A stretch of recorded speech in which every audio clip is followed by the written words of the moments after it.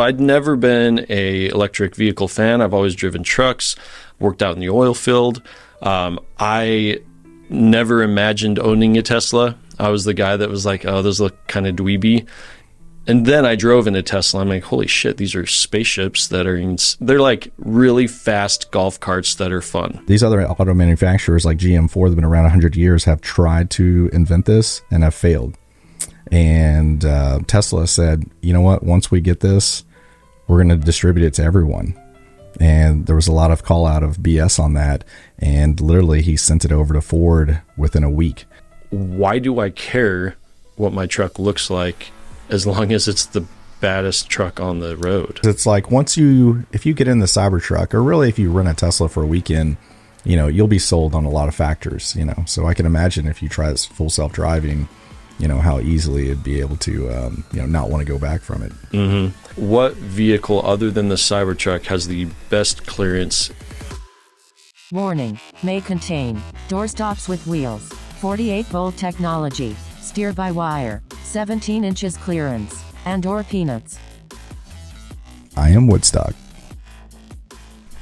When I got my invite to order the Cybertruck, I was incredibly nervous because this is the most financially stupid thing I've probably ever done. But I called you up and I'm like, hey, if I get this thing, will you be there on delivery day? We'll go test drive this thing, because there's no one else I'd rather do that with, because we kind of nerd out about it. Your knowledge of cars, your knowledge of racing, your knowledge of suspension, all of that. I wanted your input. Unfortunately, you came down with a little cough. So It's been a week since I've had it. I've been able to drive around it quite a bit, try it out. But yesterday, we jumped in it. We rode around, all of the hype. What do you think? I mean, honestly, more impressive than I expected, you know, which I think I set the bar appropriately. But yeah, super impressed.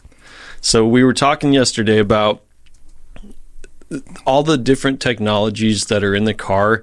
I don't think most people understand really why nerds like us are so excited about this truck, because I'll be honest that when I saw it roll out on the stage in 2019, I was let down. I was excited for like a cool looking truck. Same here. It was it's a stainless steel doorstop. And I immediately saw Tesla stock drop. And all of a sudden I'm like, okay, this is a big old bust. There's got to be more to it. So I started looking at the specifications and what type of technology they're trying to bring out. And that's when I realized, holy shit, I think I want one of these. So when did you put in your reservation? Like based on when they released it? It was the day of the release. The day of, okay. Yeah. I didn't think I did. I thought it was like a few days after, because like I said, I was let down. And I just happened to be like, a buddy of mine had showed me Robinhood for the first time. And so I was looking at Tesla stock. I'm like, man, it dropped like 7%, I think, or maybe 11. And I'm like, I have a few $100 in my account just to try out a little swing trading or whatever. And so I'm like, well, let me look into this truck and see what's going on. So I start reading all the specifications that they're going to be working through, why it looks the way it looks. And all of a sudden, I'm like, I changed my tune. I bought some Tesla stock that day and then apparently put in a reservation. That was a bold move considering you were let down. Yeah, exactly. But I think I recognize that most people would just see the truck. They wouldn't care about the actual utility of the truck. And once I saw the huge potential for the utility and the I guess the edge that they're going to have on manufacturing over standard OEM, I just thought, well, that dip in the stock market price would definitely, reverse. And boy, did it reverse after that. From 2019 to now, I don't even know what the increase in the stock prices split is. Probably how many times? At least, I think it was twice, maybe 2 or 3 times. Was it more than twice? But some of them were a 3-time split, some were a 5-time split. So. Mm-hmm. So it was I'm not sure if it was a wise decision, but a very lucky decision when I did that. And so I'd never been a electric vehicle fan. I've always driven trucks, worked out in the oil field. I never imagined owning a Tesla. I was the guy that was like, oh, those look kind of dweeby. And then I drove in a Tesla. I'm like, holy shit, these are spaceships that are, they're like really fast golf carts that are fun. Yeah. And the Cybertruck specifically, over the 4.5 years that we've been waiting, I've been on forums reading all these like people that have been anticipating it, and we had expectations. Price was a big one that was not met. Right. Obviously, we went through a pandemic with all of the supply chain issues, so I give them a pass on that one. But there were other items that they didn't put in, like the pass-through between the cabin and the bed. Right. I was kind of disappointed about that, the ramp and the tailgate. But then when it did finally come out and they introduced what they actually were working on, most people who hear 48-volt technology, they have no idea what that means. They don't understand the importance of it, and I didn't either. I'm like, okay, that's weird. And then I started reading into it, and honestly, I'd have to say that is the number one piece of new technology that they've introduced that is more incredible than any other. Even the rear steering, the steer-by-wire, the fact that this 7,000-pound vehicle, the Cyber Beast mode can do it in under 3 seconds, 0 to 60. I mean, it's an incredible vehicle, but there's so many different aspects to it that I don't think most of the public actually understands why it is so groundbreaking. Yeah, and I think that's because it was a surprise. I mean, we didn't have any kind of inkling that there was going to be a 48-volt technology coming into it. So a lot of the speculation on what it was going to actually procure changed, and so no one was prepared for it. It was a total surprise, which is to me pretty fantastic, because when you think of Elon Musk, you think of him like making these like empty promises. That's the kind of the thing he's got to his name now. That's his MO. The whole full self-drive thing, it's going to be next year, or 2 weeks from now. And it's been, I don't know, the a decade. 2 weeks. Yeah. But the fact that was never even mentioned, people like us who had been following it and anticipating it when it comes out, I didn't have any idea why that was important. And then I watched a video, I think it was Monroe talking a little bit about it, and something clicked. I'm like, all of the other technology that's so unique and amazing about the Cybertruck is only possible because of that 48 volt. So I'm still not fully grasping exactly what 48 volt technology is on the technical level. I don't know. You have some stuff pulled up here, Rachel. So it replaced lead acid with lithium-ion batteries, 87% mass reduction. And I think that's a big part of why 48-volt technology is important, right, with weight? It definitely reduced a lot of the wiring, I know. So it was a significant amount of weight just in that alone, which we could probably pull up an image of, the reduction of wiring potentially. While she's looking into the 48-volt technology, tell me just on the pure fun factor yesterday while we were driving around, describe it to me. What were the things that you enjoyed about it, and were there any things that you didn't like? Just trying to grasp the understanding of what you're in is wild. You have no idea when you're riding in it what it feels like, and so that was a big surprise. It's a monster. It's huge. You're sitting low between massive wheels, and so just the whole suspension and handling was not to be expected. It rides like a sports car.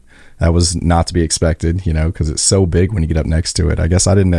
I don't know why because you can't grasp the size just based on the weird shape that it is and all the angles until you actually stand next to one and you realize this is a giant truck. Yeah, it was, I guess for me, trying to understand the feeling of, any car I get into, and what it's going to handle and trying to understand the weight and, the steering ratios and everything. Everything has changed up. The steering's different entirely. The weight, the low center of gravity, especially in such a heavy, I've been in Teslas, but you can just feel it in that it's a solid vehicle, super solid, all put together. There's no wiggles, or you can't feel the body roll or twist or anything like that. So, super impressed. What did you think of the steer-by-wire? That's mind blowing, and that'll take a little bit to get used to. It's I loved it, but also it made me kind of nervous. It's intuitive, but it's so quick and sensitive that you really have to pay attention. You can very easily turn too fast, take out something on your inside. So, But it's, I think after you get used to it, kind of like the, obviously like braking with the accelerator, it just takes a little bit of time to get used to. But, I could see after probably 2 days, I bet you could acclimate to it. I mean, what do you think now that you've had it a week? How long did it take you to acclimate? Or I mean, I've driven it not often, but I've driven it most days, just a little bit here and there. I'm to the point right now where I wish all my other vehicles had it. You don't ever have to do the hand spin thing with your palm in a truck. A guy so I've driven thousands upon thousands of miles pulling a trailer with an F-250 diesel, right? And so to me, that's kind of the pinnacle of trucks, whether it's a 2500 Chevy or a Ford F-250. You get in that diesel vehicle and you're pulling a trailer. You can get some experience on how a truck feels like and the handling, the power. It would make pulling a trailer so much easier. Now, the one thing that I'd be curious about is backing up a trailer, because, so just to back up for people who aren't familiar with the Cybertruck, steer-by-wire is a technology that you do not have a steering just column. No direct linkage. There we go. There's no mechanical linkage. All it is, from my understanding, is an Ethernet cord that goes from the steering wheel down to the various motors that run the wheels turning. I mean, it's more or less like driving the vehicle with a PlayStation controller, right? Yes, exactly. In fact, we'll get to that. You can actually play video games with the actual steering wheel. But so steer-by-wire, the advantage of that is when you turn that wheel, you get the steering wheel. It's kind of looks like a square circle. They call it the squircle is the stupid word they're calling it, but it's very apt.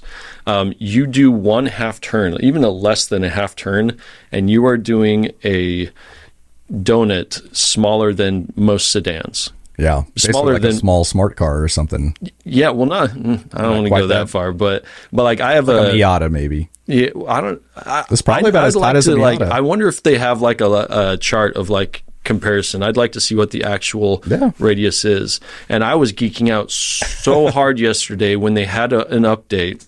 It was a update I'd been looking for just for the rear differentials or front and rear differentials now, but through a software update, they were able to decrease the turning radius by 1.6 feet. A software update. That's wild. Like, that is insane to me. Like, how can you get it to turn less just through software? And that's, because of the steer-by-wire, the fact that they're just fine-tuning computers by me and all these other people who have paid that extra for the Foundation series.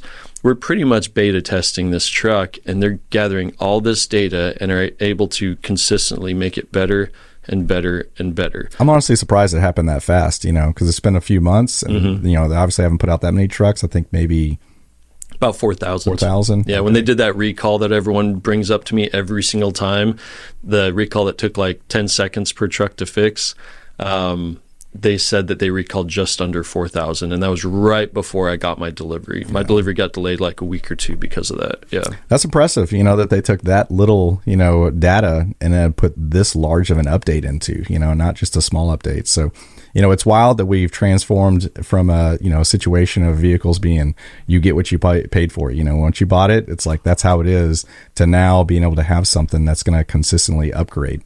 Yeah. But right now, obviously, the belief is, the media factor is that every time there's an update, that this is a recall, because that's what we understand. It's like there's something wrong with the brakes or the, seat belts or something with the transmission. But, now we finally have made it to vehicles that actually will consistently upgrade, just based on technology and the feedback it'll give, the feedback loop. Yeah, it's like a recall that happens in your driveway overnight. Yep, it's the Wi-Fi, right? It's insane.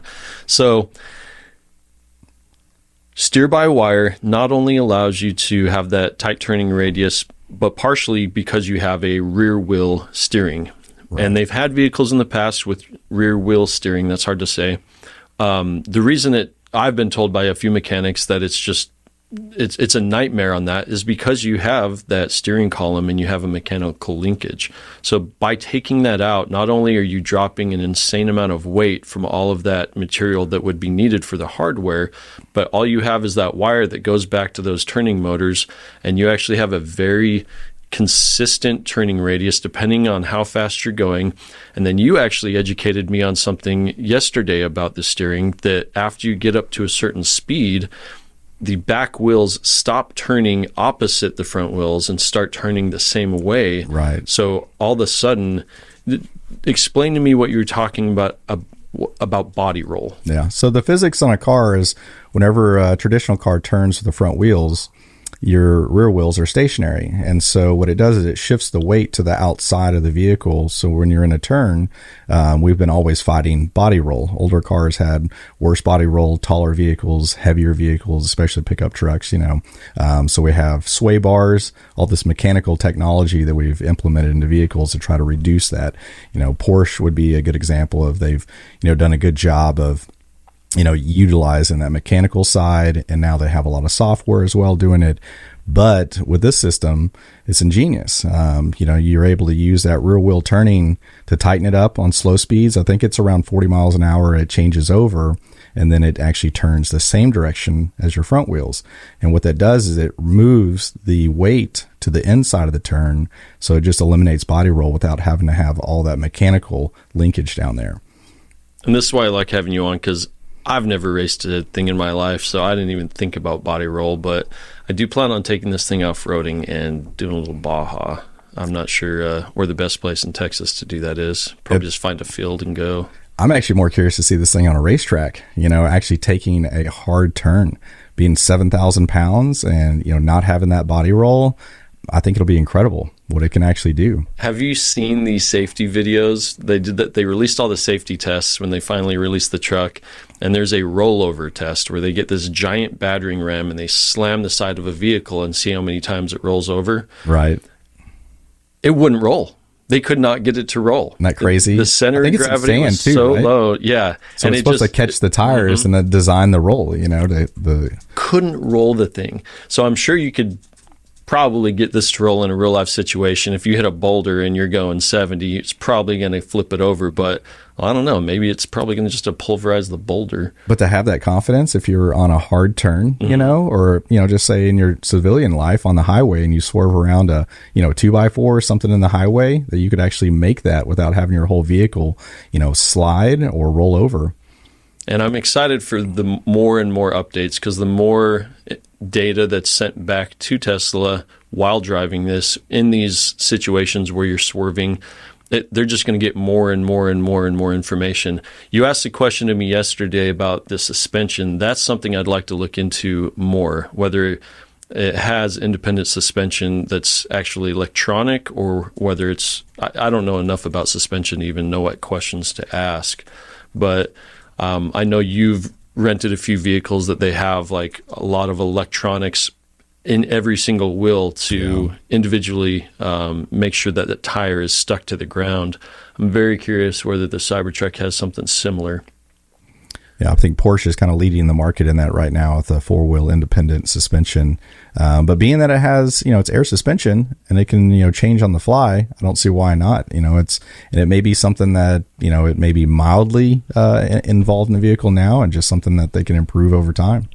So we've gone through some of the big items, and we'll get back to 48-volt technology. We can hopefully have Rachel pull up a few things, but let's go through all of the oh, wait, we have it up right now? Let's look at this right now. We got a video. Let's turn that up on the USB one so we can hear it. With other major automakers, including Ford.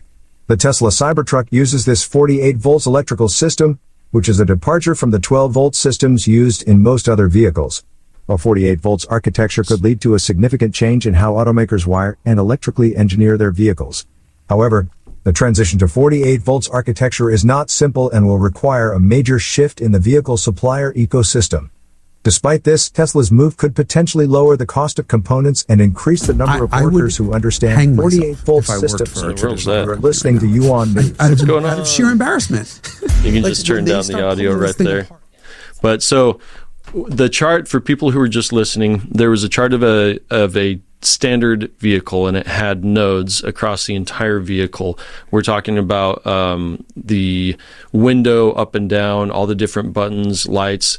In a standard vehicle, if I'm hopefully I'm correct here, you're going to be using a kind of standard copper wire. You're going to be transferring all of this electricity all throughout, and you've got pounds upon pounds of wiring that is happening in this. So not only has Tesla been able to decrease a lot of that by just having that screen in the middle, but they've also been able to, because of the 48 volt technology, been able to transfer, I believe it's power over Ethernet. I need to fact check that. It changes the size of the gauge of wire needed. And so, this isn't just a matter of like the electrical system for the engine or transmission or drivetrain. You got to imagine nowadays cars have just thousands of sensors everywhere. A lot of it has, it's safety involvement. It's, info and entertainment with speakers. But a lot of it obviously being safety. So when you have a 12 volt system, the wiring for everything in the car is under that same, architecture, that 12 volt system. So it requires such a higher gauge, and that adds up when you've got literally miles of wire involved, and that's something that few people probably recognize. So you change that across the entire platform, to a micro wire in comparison. I'm not sure the exact percentage, but it's probably, a fraction, like a tenth. That much. A tenth of the... You may want to fact check me on that, but I'm not, I know it's significant. It's massive. So when you have like the Hummer EV that weighs twice as much as the Cybertruck, that's how the Cybertruck got so light. Even with the giant heavy batteries, stainless steel, thick stainless steel exterior, it's only like 500 pounds more than a diesel. Yeah. So the other items... To give you an idea of how important this is, in layman terms, these other auto manufacturers like GM, Ford, that have been around 100 years, have tried to invent this and have failed. And Tesla said, once we get this, we're going to distribute it to everyone. And there was a lot of call out of BS on that. And literally he sent it over to Ford within a week. And even the CEO of Ford, Jim Farley, was like, well, he actually delivered on this. And they passed over the entire manual on how to convert the system over to 48 volt. Yeah, didn't he make a manual and actually give them a paper manual to all the different manufacturers? Hey, here you go. Here's how you do it. And if I understand correctly, it's more than just, hey, here's how you can do it, because for years, I think they've tried on a few vehicles, but the reason that it's, among other reasons, that it's never been able to stick is when you build a vehicle, you have 1,000 different parts that are made in 1,000 different locations, multiple different countries. They're all sourced, which is, it's great. We live in a flat world now economically, so we can get Taiwanese parts, Korean parts, and American parts, and we put all these cars together. But if you make a simple change, or seemingly simple, if you are going to say, hey, I want this radio to work off of 48 volts now, you aren't dealing with one manufacturer. You're dealing with a ton. And so what Tesla's been able to do is do more of a vertical integration. And yeah, they're going to be getting parts from other places, but most of the tech that they are using, they are building in-house as well, from Correct. just scratch. And so they took a huge risk. I mean, if you've ever been south of Austin and seen that plant, it is enormous. I believe it's the biggest build. It's bigger than the Pentagon. I think it's the largest building in the U.S. now. 3 times the size of the Pentagon. Oh my God, that's insane. And wasn't the Pentagon the biggest building before that? Yeah, I'm not sure. Not at height-wise, but just square footage. Yeah, pure interior. Square footage. And they're adding on to it right now. Have you seen the campus lately? I haven't. I mean, just massive expansion all over that entire campus, because I think they have around 2,000 acres. But yeah, it's just massive amount. And recently they got, I think, separated out of the Austin city limits so they can have a little more, I guess, expedited construction plans. So yeah. Having done construction in Austin, I can attest to the fact that they are the toughest in the state. Very difficult. So very difficult. Thanks, liberals. I'm just kidding.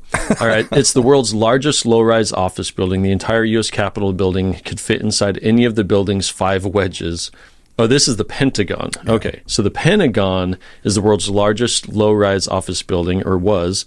The entire U.S. Capitol building could fit inside any of the building's 5 wedges. It is 6.5 million square feet of office space, 3 times the floor space in the Empire State Building. So, yeah, the fact that it's bigger than that is insane. And I guess necessary if you're going to be doing vertical integration. A lot of items. They have Fremont as well that I think provides a lot of stuff. But now that we have a 48 volt vehicle, I'm curious to see if anyone actually even jumps on, because it still doesn't change that problem. I mean, thousands of different components are going to have to be changed across multiple different countries. So even with that manual, I don't see other manufacturers switching over anytime soon. I don't know.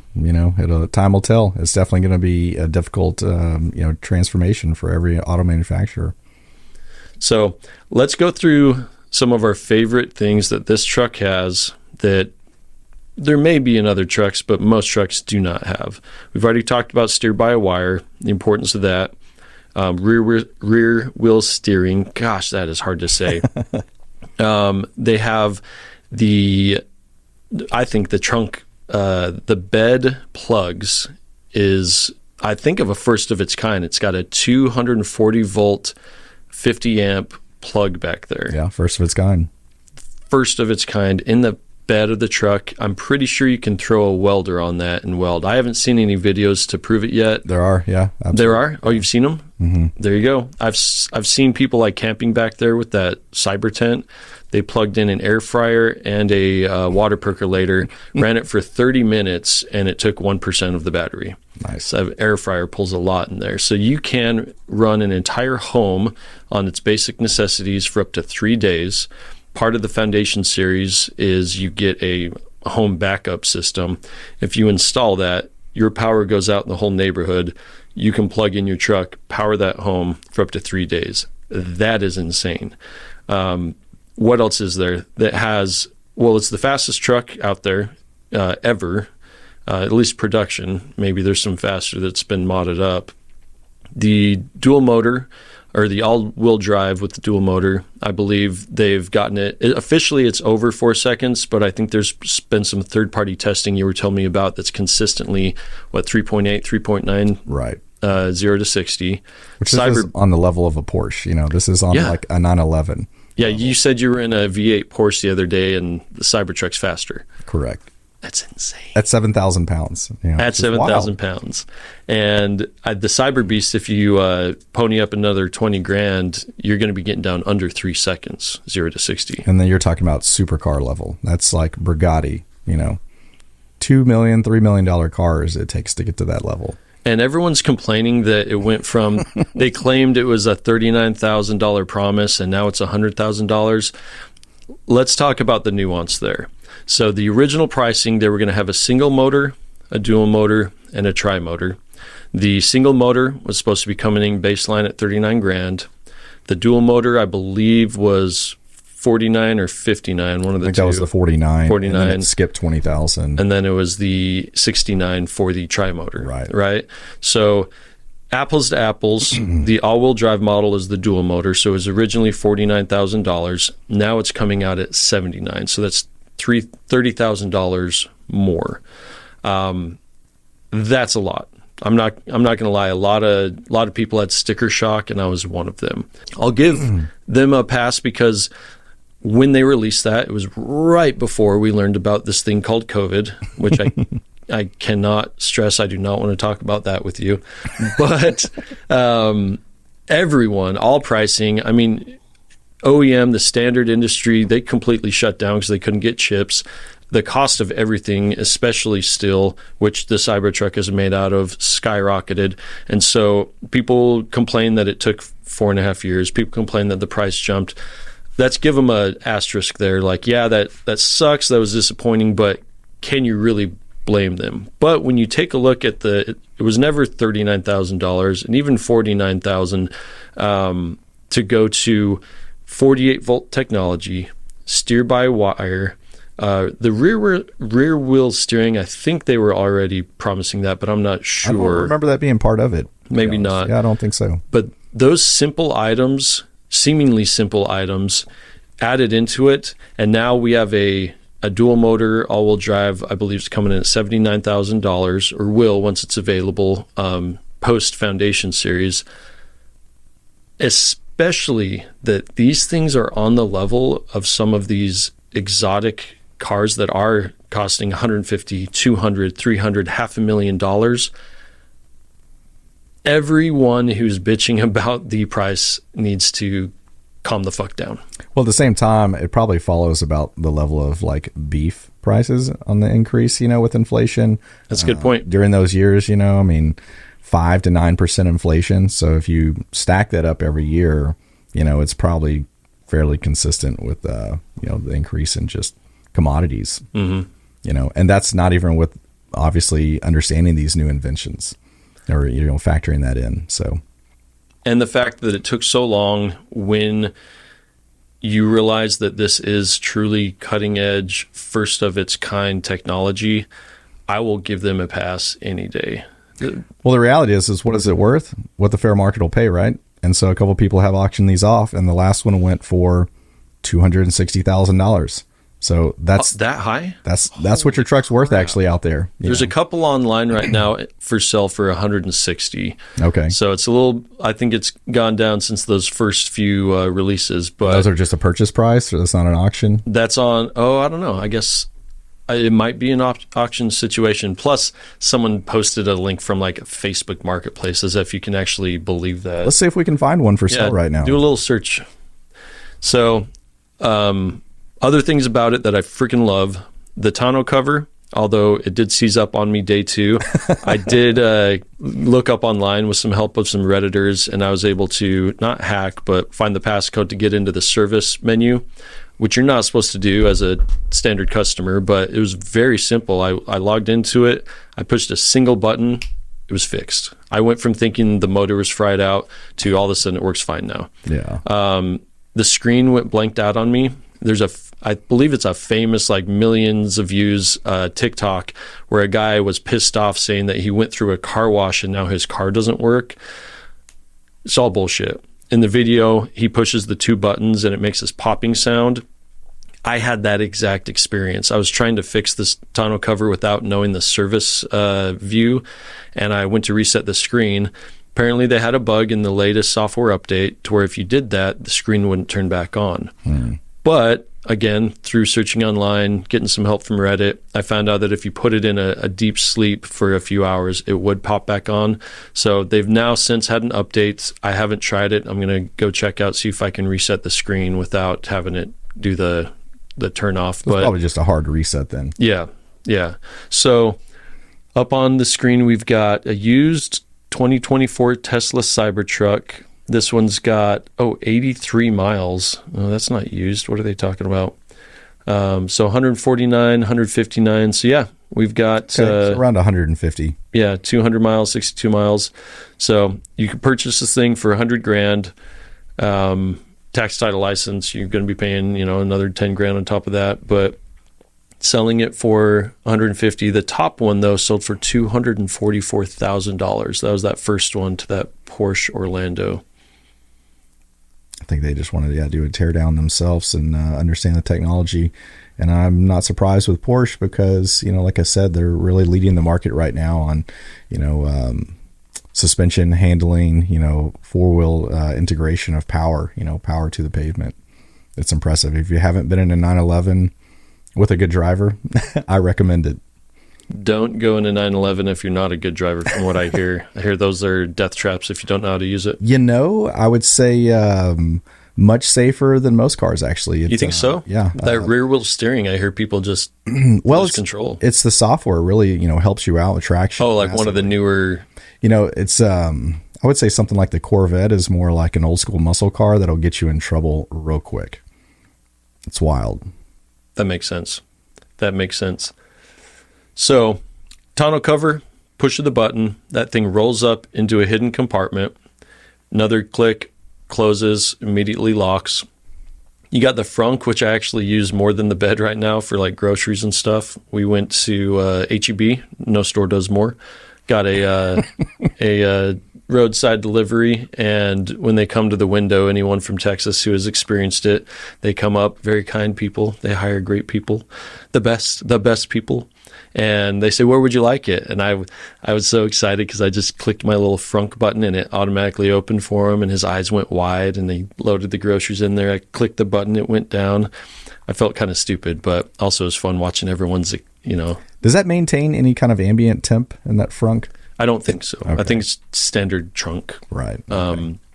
The bed also does not have any air conditioning. It's just the cab, which I was a little upset about when I found out that was the issue. I wanted to get to the point, since it has a 6-foot bed, although as a 6'1" person, it'd be a little uncomfortable. It would be pretty awesome to be able to shut yourself in there and have the cabin climate controlled. But I understand why they wouldn't. It would be incredibly inefficient. The road noise would be crazy. There's a lot of reasons why. And if I have to choose an automatic tonneau cover that rolls into that compartment versus a windshield that can go up and down, I'm not sure if they could do both. I was going to say, is that the impeding part of it? Is the tonneau cover? I don't know. Because I really hope that they would just, have that rear window slide down and then have their climate control, cycle through. I don't know the reasoning why they chose not to go that route, but that would have been the icing on the cake. That and the built-in ramp in the tailgate, I was so excited about. the fact that you can, because it has the air suspension, what they originally had shown was you lower the rear suspension, heighten the other one, and then get that tailgate down, and you have an actual full-size ramp going up. I mean, that's insane. But the weight that would add, I can see why they didn't do that. Not really upset. I mean, how many times have I actually needed a ramp in my bed? Not too often. I mean, this is the first iteration, though, so we don't know what they may come out with. There may be a second gen that's right around the corner, where they make some modifications. I mean, I think they nailed it, out of the park on a first level on something that's never been done before in so many different levels. So, it'd be interesting to see, what do they add to the next version? Well, I don't think I can get the next version. I'm going to see. I'm probably going to be paying this off for the next 40 years. But I am very open to renting this, so if you want to rent my Cybertruck, let me know. No, all joking aside, I do plan on using this more of a marketing for the podcast. If this was just my personal vehicle, I could never have justified it, but I want people to experience this. I want people to be able to jump in this, see, okay, it's not the paper-thin piece of crap that the media is saying right now. The fact that people are claiming you can't take it through a car wash yesterday on purpose, we were like, all right, let's put it to the test. We took it through a car wash, 0 issues. It even has a car wash mode. We even did the brush style, which they advise against. They tell you to do brushless because any vehicle that you take through brushes, it can snag something and damage it. And I was kind of worried about the charge port because it's probably the flimsiest part of the truck, but no issues whatsoever. The car wash mode locks that, right? I hope so. I hope so. But even locked, if one of those things snagged it, I'm wondering who's going to win, right? Piece of plastic versus the giant rolling wheels. But I'll probably avoid the brushed kind. I just need to track down a brushless here close to me in San Antonio. My daughter did wash it the other day, did a terrible job. I spent $10 on a car wash and it looked brand new, like no issues at all. The only thing I'd have to do is spray down the wheel wells because I've been off-roading a little bit, got a little mud in there. What other, we're talking about car wash mode, closes all windows, locks the charge port, and disables the windshield wipers, sentry mode, and walk-away door locking. So pretty much everything you would just have to do manually to be a responsible car user in a car wash, that same thing you'd have to do with any car. You just get to push one button and it just does it all for you. Yeah. So folding in the mirrors, doing all of that. Like no other vehicle does that for you. Oh, it's so insane. So insane. What other things? Oh, the sound system. What'd you think of that? Amazingly impressed. I actually worked in car audio years ago, so I remember when vehicles all need to be upgraded, and it's wild that, most every vehicle nowadays actually sounds pretty good. It's pretty common to have a subwoofer and such, but this is on a whole nother level. And I think a lot of it's just really like the sound dampening, that it's so crisp, and then the acoustics, it's top notch. I really can't imagine anything being better and how they would improve upon that. So it's got 2 dedicated subwoofers. I believe there's 15 speakers. Yeah, she got it pulled up. Distributed amplifiers. So there's more than one amplifier. Did they use a specific brand, Rachel? It's just Tesla. Numerous speakers in it, 15 in fact, which includes 2 dedicated subwoofers and distributed amplifiers. This enables the Cybertruck to provide a theater-like sound experience inside of it while driving, as virtually every edge of it emits sound. Oh, and it's true. When you pump that up, it slaps. You can actually watch. How big's the screen? Is that like 15 inches, 13 inches? You can pull up Netflix. You can pull up Hulu right directly on there, and it actually does surround sound. It has immersive audio, so it'll actually play the surround sound if the audio is coming through in like through Netflix. So touchscreen is mounted in the center. Let's see here. How big is that thing? It's ginormous. And the fact that it has a rear one that you can control your own things, my daughter's going to love it because you can hook up Bluetooth headphones for the back seat. So the front seat can listen to whatever normally. The back seat can hook up Bluetooth audio and watch Netflix while you're driving down the road. How great is that with kids, you know? Oh, yeah. You don't want to listen to what they're listening to. They don't want to hear what you're doing. Oh, it's an 18.5 inch. Holy crap. Seems like it's even bigger than that. And then a 9.4 inch in the back. So it has everything you could possibly want except for Apple CarPlay. I was kind of not happy about that. I wish that wish it had it, but now that I've used the Tesla apps, it's pretty simple, pretty easy. The latest update, I was happy to hear they just brought Audible on as an app. So instead of going through my Bluetooth, I can just play it through the truck. Yeah. We'll see how that works out with keeping the place in your book. But have you played with many other EVs like infotainment? Just how it's all set up, their whole operating system. I have not. I haven't used any others, but when you see them, they look so basic and dated, like they're from the 90s or something. I need to just rent a Rivian to try it out. Maybe I'll find a Rivian owner and we'll just swap it for a weekend. Sure, he'll be glad to do that. Out. Yeah, I think most people would be okay with that. But I think Apple CarPlay is nice if you're used to it. But I've been very content with just the Tesla interface. I haven't had any issues with their UI. It's very simple, very easy to use. I was very nervous the first time I got into the truck to drive. I sat there for probably 15 minutes just like staring at it like, okay. You know the feeling you get when you get into a rental car and you're like, the mirrors are off. I don't know where the windshield wiper is. Take that, but like multiply it by 1,000. It's a lot of options. You're in a tank now and you're like, I could literally take out this wall. The steering's different. The accelerator's different. For anyone who hasn't driven a Tesla, when you start to pull your foot off of the throttle, it'll automatically start slowing down because it's using the regenerative braking, which is amazing because it's recharging the battery. And with the vehicle so heavy, it's really recharging that battery. But once you get used to it, like, you would choose it over a regular throttle any day after you've used it, right? In 2 days' time. The last Tesla I rented, absolutely, hands down. When I got back in my truck, you realize that swapping your foot back and forth, brake to gas, makes no sense anymore. Especially if you ever deal with daily traffic. Just the constant juggle back and forth. Reminds me of back when driving a standard, a manual transmission. Oh, yeah. It's second nature at the time, but you realize that's a lot of extra work, especially, if you want to have a drink or do anything else and you have to, navigate that. And I'm the type of guy that I really enjoyed my manual truck. I thought it was really fun to drive.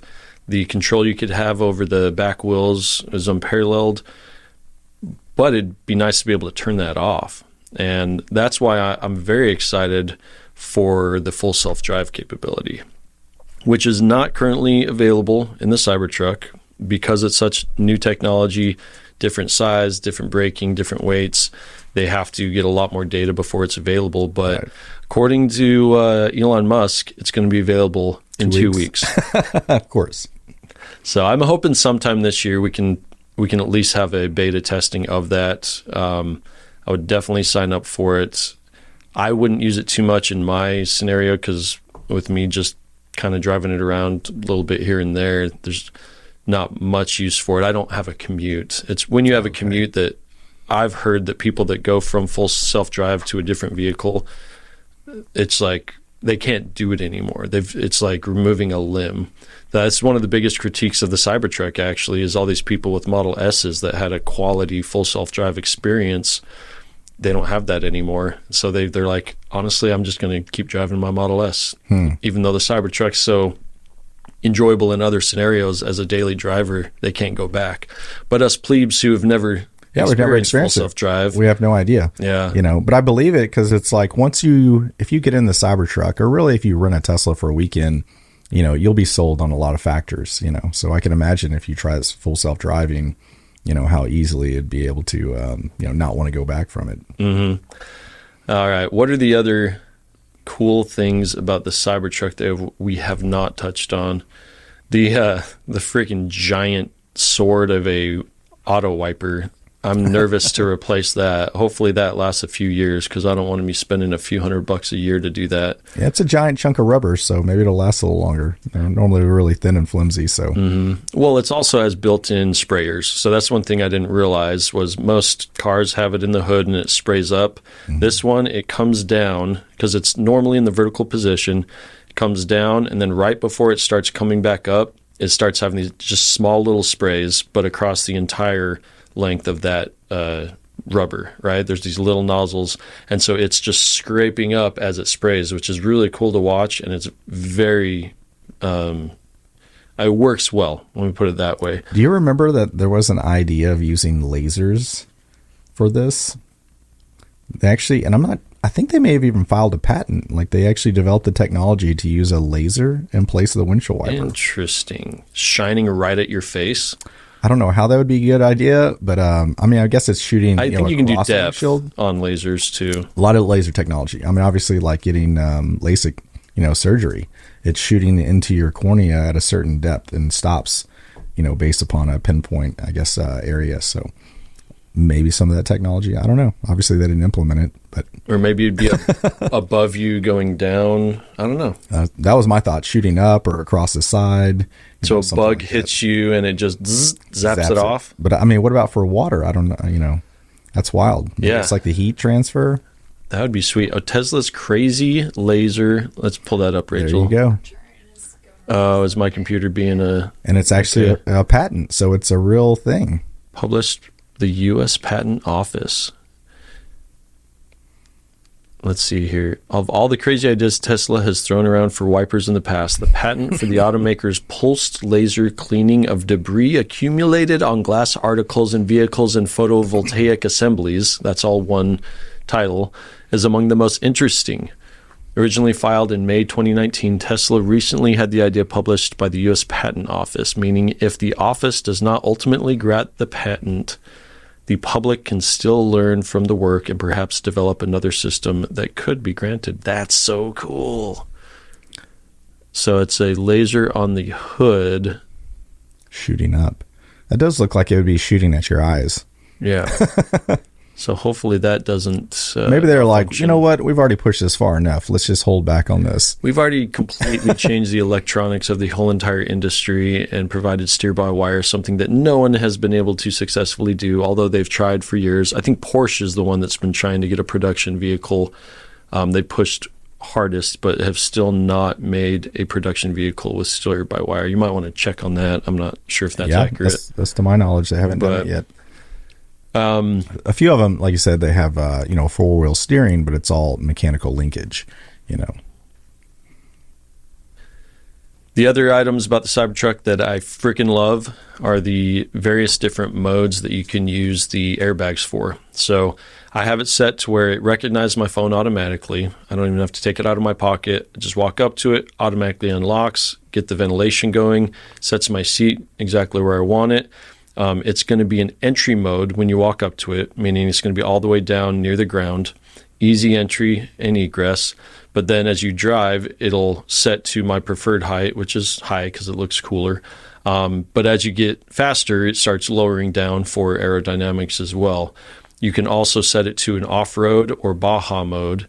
You can get up to, I believe, 16 inches of true clearance. Right. Because you don't have those differentials hanging down like a typical vehicle. Even the suspension, you have your shock mounts, that hang down. That's what's common to bust loose and off-roading. your rear diff or a shock mount easily. And so I'm curious what vehicle other than the Cybertruck has the best clearance from a production? Probably track that down. Like the Ford Raptor, maybe. Or that's a good guess. Or maybe a Land Rover. Land Rover's probably, yeah, because they have airbags. Maybe even the new, what's the Dodge Ram, the crazy high-powered truck? I didn't know they had one. The T-Rex or something like that. Oh, that's kind of a cool name, actually. Find anything? If you're 12, I feel like we're actually at, the same moment that I remember when the iPhone came out. Yeah. With this truck. With Tesla in general, but especially with this truck, they're really highlighting, their innovation and new technology. And, I remember when I got the first iPhone, it came out, there was a lot of doubters that really, surprisingly thought, a screen to do everything made no sense to them. They felt like they had some kind of split phone that would open up to have a keyboard, or a BlackBerry that had the entire keyboard, and were very doubtful. And obviously, after everyone got one for the first time or tried their friends, they were sold, And so I think that's the moment we're at, and you're going to see that when people get in this truck, they're going to have that feeling, that we've all been driving tractors basically ever since. And this is just a total different moment where we're changing in technology, and there's really no going back. It's just going to be a matter of time before people get a chance to experience it. It truly is a better experience. We were talking about manual shifting in the past. I think there's always going to be a place for that love that people have for it. Yeah, for us a sports older car. farts. Yeah. Younger kids, maybe there might be some very niche groups that still enjoy shifting. But even in racing, we have paddle shifters in every professional competitive stuff. It's all starting to be automated more. The fun factor is what Tesla kind of went for right off the bat. That's what helped them kind of break through the EV market. There's a lot of people that argue that they're not better for the environment due to the mining they have, we're still using dirty energy to run them, and that may be true. I think there's a lot of nuance there. I think the potential for being better for the environment is better than just spewing CO2 through a truck, but it's at least opened up the eyes, at least the hearts of some, to where you can actually have a network through the nation to where you can legitimately go from New York to California without worrying that you're going to run out of battery power. Yeah. So we've gotten that out of Tesla. And whether we switch to more of a hybrid mode, which is I think the route most people are going to go as far as affordability and as far as sustainability, I think most people would argue that hybrids are a better option for that. You're just not going to have as much fun. They're just giant toys that also have a lot of utility. Have you driven a hybrid before? I have, yeah. Actually, do they have as much power as an electric? Well, I mean, it all depends. You have a Prius, which actually still has pretty good get up and go, just different designs. They have hybrids that, only have maybe 40 miles of range on pure electric, and then they switch over to pure gas, and then they recharge the electric. So, it's kind of like for your day-to-day commute, maybe. If it's under 40, 50 miles, I think BMW has that, and then obviously there's hybrids on the, power side, like Mercedes has some performance, and Porsche as well, where it's actually utilizing both combustion engine as well as electric engine simultaneously.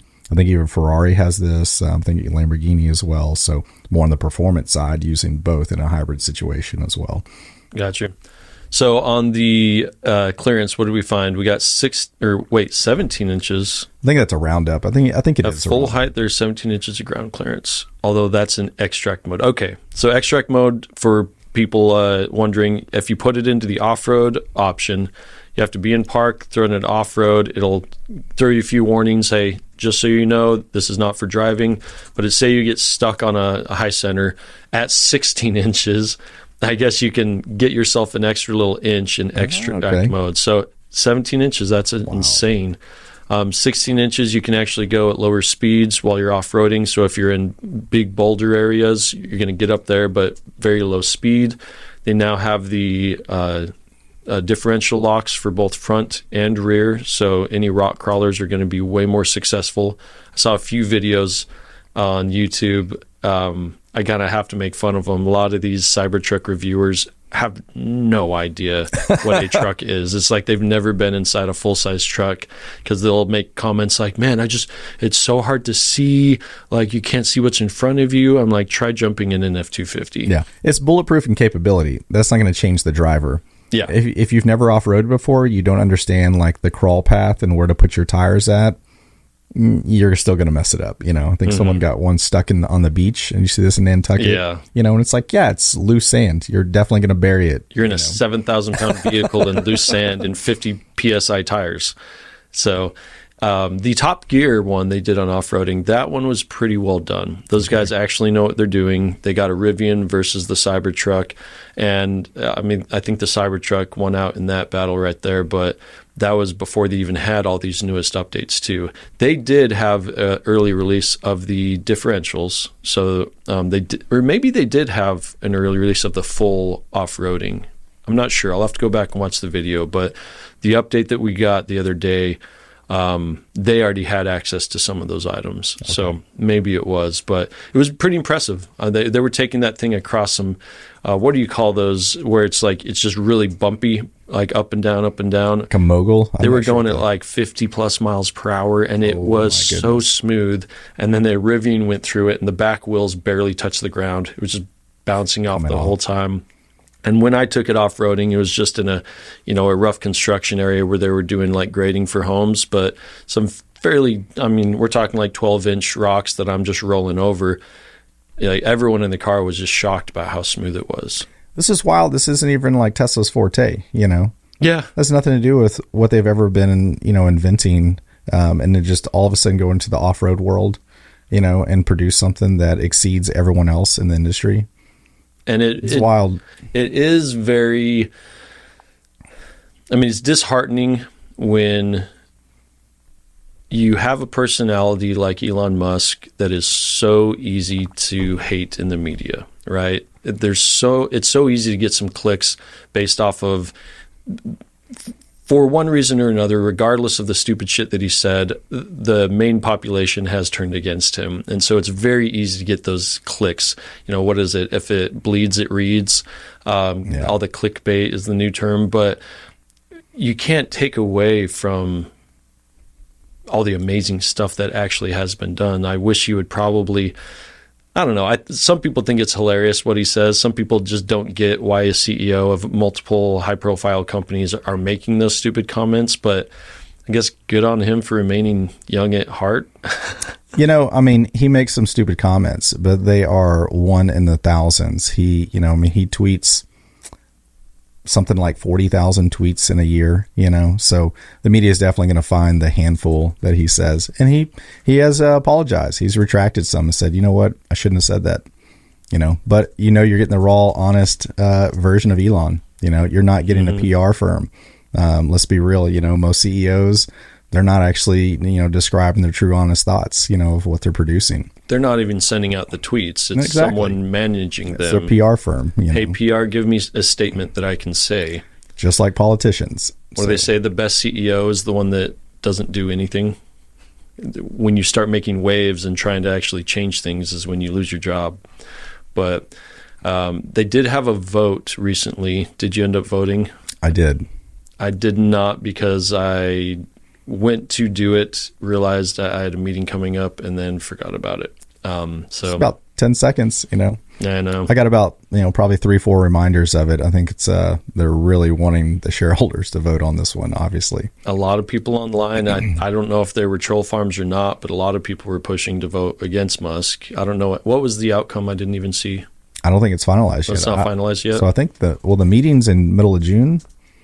So I don't know if that's when they're going to announce it. I haven't read anything. I haven't looked up what the final count is or anything. Do you know any details on what the actual vote was about? Well, it's several things to do with the board. There's probably 10 different items. But the biggest profile one is Elon's compensation package. Was it 2018 that it goes back to? Where his compensation package was tied his entire compensation is tied to the performance of the stock. And at the time, the stock needed to do what was the near impossible. And it did, and that's the only way he gets paid through Tesla. He has no salary. He had no stock options unless the stock performed in this manner, which it did. So he was awarded that value of shares, and then the Delaware courts retracted that, said it was not in favor of the shareholders' opinion, even though I think it was a 73% voted in favor of that compensation package at the time, because obviously it was going to be a win for the shareholders if he actually produced, for the company to get to that level. So, with it being the majority in the past, I speculate it'll be the majority. Obviously, there's different shareholders now. So, time will tell. We'll see. How influenced are people by the media? I feel like more people should actually listen to what Elon's saying if they have an opinion on him. I find kind of disheartening as a lot of people have an opinion on Elon and they actually aren't listening to what he's saying. They're listening to article headlines, which we all are aware, negative media sells, like we're talking about with clickbait. So I'm, bewildered by people's opinion without actually listening to what he's saying. I mean, it's very in line with what most people use the internet for. It's like you can jump on an easy target and say whatever you want. If you're on top, then fair game. But, if you're, a minority in any aspect of the spectrum, it's looked down upon to criticize. But if you're doing well in life, then take aim. Any celebrity is fair game. Politicians, fair game. But if you're going to have a balanced, unbiased opinion, you should have an understanding of the person yourself and maybe not be so easily swayed by media. The fact that Tesla their stock has remained so high is something that shocked me. Like, I could see all the retail investors coming in, getting excited about it, but nothing about Tesla is the actual metrics don't really make sense as far as valuation. And I just was certain that the old school traditional way of doing it would drop drastically. Balance out. And there's had some decreases, but compared to the growth, I mean, it's still, it just must be the future technology promise. I mean, we do have the infrastructure of the charging network, which we can talk about those layoffs here in a second, but also just the data that they've collected across millions and millions and millions of miles on the full self-driving side of things. I don't think anyone can catch up. I don't know how they could, and that's where, obviously publicly traded companies, valuations, obviously, a high percentage of, the public sentiment, about a company, which, should have to do with where its future growth and potential is, not where it's currently at. And so I think we've seen that with Tesla for a while now, is that the valuation's not, based upon their, current revenue stream, but actually the technology and what they're innovating and where they're going in the future.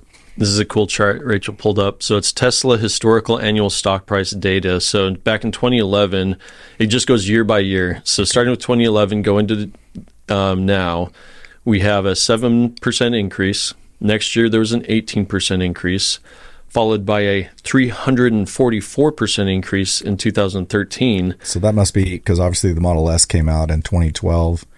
Before that, obviously, myself included, it was like, is this going to make it? Doubtful. Who knows? So they probably proved themselves after that. And then you had a 7% increase, a 10% decrease in 2016, then a pretty significant jump of 45% in 2017, then 6.8% increase, 2019, 25% increase, and then 2020, that's where I was glad I bought in 2019. I wish I had bought more, but I did not have money to put into it, like a few $100 is all. But 743% increase just in 2022.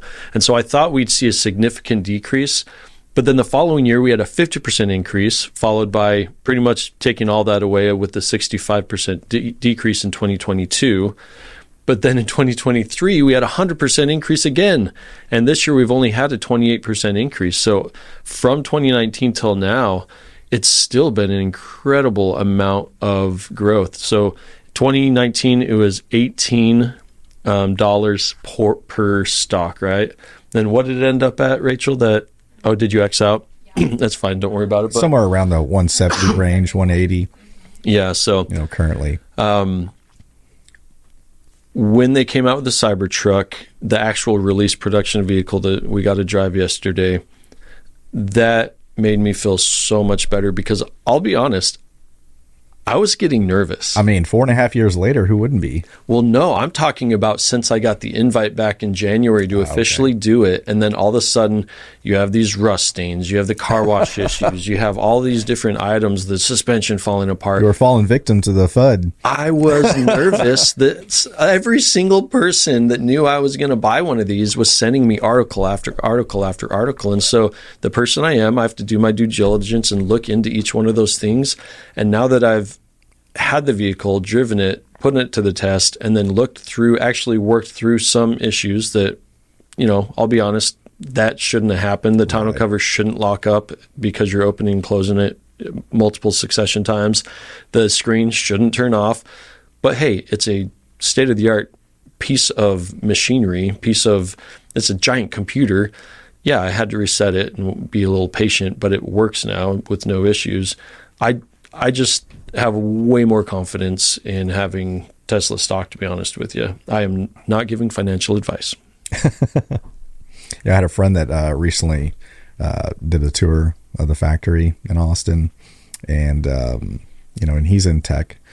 He's a coder, and he was just mind blown. And he said, at the end of the day, all I got to view was the Model Y production line, but the amount of innovation and just creative design on the production line, he said it was just mind blowing. And apparently, what they've done with the Cybertruck is a whole nother level. And then what they're doing right now for the second generation or Gen 2 small car is, a total different re-innovated, level of how to produce a car. Do we have any idea when that robotaxi, you're talking about the robotaxi or the Model 2? Well, that's all speculation, It might be the same thing, might not. Could, yeah, okay. It could be different, could be the same, but that's August 8th, 8/8. Perhaps as soon as 2025 per Elon Musk, so 2030. That's the production, but the release date, will be August 8th. Oh, August 8th of 2025? Or no, the release, the official announcement. Okay. Right. So that's what we'll get to see, whatever this is. So based off of the Cybertruck timeline, we'll see it in 5 years. So Elon Musk just posted on X that the Tesla will reveal its long-promised robotaxi on August 8th. Now, I'm curious whether that's going to be driverless, fully autonomous, or whether we'll have an option to have a guy like me buy it for $25,000 just for a tooting around in. I'm pretty sure they disclose that it's undoubtedly going to have a steering wheel in it. He said he wanted to focus completely on an autonomous vehicle that would make other vehicles obsolete, mass market EV. I'd be surprised if it didn't have some sort of steering wheel even if it just pops out of the dash and is for like maintenance or service or something like that. But I don't know. That's just extra weight, extra machinery that could break. Maybe it is going to be zero steering wheel. You think it has to have a steering wheel? I think at this level, it most likely will. But it may already be in the design plan to eliminate that, in the next year or two. I think just a lot has to do with self-driving, and it's not just the development of self-driving. It's like then you have regulation involved. Obviously, that is going to have to be tested and tried and true on a federal level, and I'm not sure if that's going to go state by state or if that's going to have to be like, unanimous and on a federal level approval before we're able to use it. So, I'm pretty sure it's going to have a steering wheel. That'd be my best guess. A lot of the barriers, especially with Tesla, is regulation. And granted, we need regulation. We need to be safe. But I think Tesla has not had a fair share of that due to kind of busting into the industry. Tesla's working on a vehicle that won't have a steering wheel or any pedals, and is targeting 2024 for volume production. During the company's Q1 earnings call on Wednesday, CEO Elon Musk shared details about the dedicated robotaxi. So, robotaxi, according to Elon, if he can actually follow through with it, no pedals, no steering wheel. I think that's someone's just speculation, though. I think no, wasn't in quotes from Elon Musk? Yeah. During the company's Q1 earnings call on Wednesday, CEO Elon Musk shared details about the dedicated robotaxi. It's fundamentally optimized to trying to achieve the lowest. Okay, so I read the quote up above. Tesla's working on a vehicle that won't have a steering wheel or any pedals. It's targeting for 20. Okay, so that's the someone else's speculation based upon his quoted statement that he's focusing on a robotaxi. Good call. Way to keep me honest. So from what you were saying earlier, I need to get better about not jumping around. What were some items that you felt like we needed to hit on a little bit more? We talked about the wiring earlier, and really understanding the extreme difference that this went to in the 48-volt system is it's now apparently only 7% of their wiring that it would originally take for a vehicle. So a 93% reduction in wiring weight. I wonder what the full amount of, obviously each vehicle is going to be different, but how many pounds would be what's decreased? Like the average? Yeah.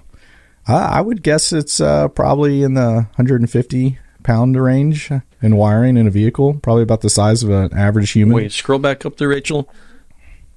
That was so the article claims Elon Musk once said the Model S had about 2 miles of wires, while the Model 3 had half that at around 1 mile. The new system would help Tesla bring the wiring needs to just over 300 feet, so 100 meters. What in the world? Which, if you don't know the feet in a mile, it's 5,280 feet in a mile. So it goes 5,280 feet. So it was 10,500 feet down to now 328 feet of wire. So in the EV game, weight is key. I mean, that's your mileage, right? That's your range. You can't go far if you're just toting around something. So the fact that we got, again, this Cybertruck that's got the biggest battery of all of the Teslas, has thick stainless steel, we haven't even talked about that, exoskeleton, which is heavy. Stainless steel, super heavy. And they also developed their own proprietary steel. And I didn't know this until understanding more about Cybertruck, that there's, various different types of stainless steel. I always thought stainless steel was stainless steel, but actually there's, you can change out the different alloys that go into it to, manufacture a very specific type based upon the need. And so, the Cybertruck, they wanted to both be bulletproof, which stainless steel isn't naturally bulletproof. So they changed up the alloys to make it absorb a bullet, the impact, as opposed to, shredding through it, as well as, obviously being corrosive proof, but then being able to, bend this and mold this. How do you do that? They actually had to invent their own process of air bending that no one's ever done before for stainless steel. And that's how they get the shape of this vehicle. What do you mean air bending?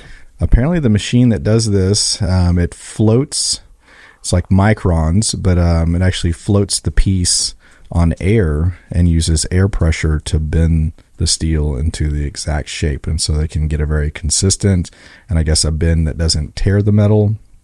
And get, obviously you need precise shapes to be able to fit the truck so it's consistent every time. One of the big critiques is the look. They have a crazy shape. Again, it looks like a doorstop. Which you and I both, I remember my reaction. I was highly disappointed. Just like you said in the beginning of this, you were disappointed. We had a total different expectation. Mm-hmm. But a lot of that, I think, was built around what we saw in speculation. A lot of people were speculating, and we got that image stuck in our heads of this is probably what Tesla would want to do. But it was really just based upon, people's, just random speculated designs, and obviously we're looking at the Model S. It's a pretty cool looking sedan. It's a very sexy design, and you're looking at what Rivian's done, and obviously in our minds we're stuck with the traditional auto manufacturing. Blown away. Was not expecting that day. Disappointed. I thought I was going to put in a reservation. I held back, unlike you. That was pretty bold that you did it. I waited probably a year it took me to digest that design before I felt like, what, I guess it's $100. Why not go ahead and do it? But yeah, the design was too radical for me. I guess I'm too old school. I wasn't ready for that kind of change. And, frankly, I love it. I don't know that I would want the attention personally of a daily driver on it yet, I think because the rest of society hasn't really digested that, and it's just, I like to be a little more low key, and I think it's like a yellow Lamborghini at this point. It stands out, obviously, even though it's not yellow, but it's just so radically different. You don't see anything on the road like it. Here a couple months ago, I saw my first one, and even though I know what the Cybertruck is, seeing it in my rearview mirror, I felt like I was looking back at a fighter jet behind me. And it took me a second to register, what the hell am I looking at? So, what did that old guy say yesterday? Is that the front or the back? He had no idea. It's like, what am I looking at? I can only imagine his thoughts was probably similar to you and I watching the release back in 2019 of, are you kidding me? Are you kidding me? This is it. And apparently it was modeled after the stealth fighter. I think that had a lot of influence in it. Well, the thing that changed my opinion, because I didn't put in the reservation minute one, but I think I was after an hour of reading into it, what changed my mind on the design was whenever you have anything, you have a balance of form and function, right? Sure. You have people in fashion that it's all about form. With this, it's function first that created the form. Right. So in order to manufacture a vehicle that is thick stainless steel, you can't get curves. And so you may like the look of it. That's part of, the story behind Musk pushing for it was his son saying, why don't we have vehicles that are more futuristic? But it was more of like, all right, let's start here. How do we get to the future? How do we get this manufacturing completely changed to where we can get a vehicle that should be $200,000 below $100,000? And that's why it ended up looking the way it did. Yeah. And when I read that and the process around the manufacturing, that they're completely changing the game, that's when I changed my mind. I'm like, why do I care what my truck looks like as long as it's the baddest truck on the road? Right. Because it literally has, if you're a truck owner, it has everything that you would want in a truck, and, starting with the idea of like, we all want to use our trucks for utility, hauling things, construction projects, and it doesn't make sense to have this delicate paint job, a delicate, all of our trucks, obviously it's the same thin sheet metal as any other vehicle, dents, dings so easily. We've all just become accustomed to like, it's a truck, it can handle dings and scratches, but obviously it doesn't look good. And so to finally have a truck that has a utility of being, bulletproof, literally, we use that as a saying, but, it can actually be banged up and, hit with boards and construction material and, on a construction site and, not show the blemishes from it. It's like finally, or to take it off road and, rub some trees. I've taken my truck camping and sometimes you've got to go through some brush and you're going to end up with all kinds of scratches in your clear coat and paint and everything, so that's, but to have that as a component and then, to come out with all this, ingenious design. We all want turning radius in a truck. That's a sacrifice. I drive my truck into downtown Austin, try to go to dinner, try to go to a parking garage. It's not fun, and we just all kind of sacrifice that with a large vehicle that, it's going to be tough trying to back that thing into, parking spaces. I literally tried to squeeze in my truck the other day and it was like, thank God I'm not 300 pounds because there was no way I was getting in the door in a parking garage in Austin. So to have the turning radius, to have the strength that it has in the skeleton, to have the undercarriage, without anything hanging down to rub, if you're off-roading, it's really like every truck owner's dream. I think just people haven't digested what this is yet. But once they do, it'll make sense to, really use this in every utility project you have. You said parking garage, and that just blew my mind because people in Texas, we love lifted trucks. They look great. The Cybertruck came out the first round, all-terrain tires, 35 inches. That's a giant tire. It's a big tire. That's pretty much the max that you're going to see here on these giant, jacked-up 250s, yeah. Right? You have the ability to get a higher lift, just stock, than most vehicles can get as far as actual clearance. But then the second you drive into a parking stall or a parking garage, you can't go in half of them because your truck's so jacked up. Where with Cybertruck, you just push a button, it drops down to be able to go in there and maneuver. Yeah. One thing I have to admit, the one thing that my diesel truck could do that the Cybertruck cannot, haul something for long distance, right?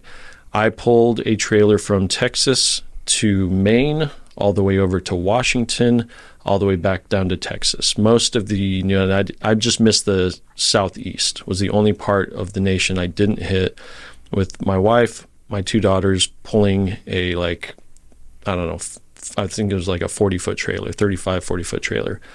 I wouldn't do that in a Cybertruck. Well, let me take that back. I could actually enjoy doing it in a Cybertruck with one caveat.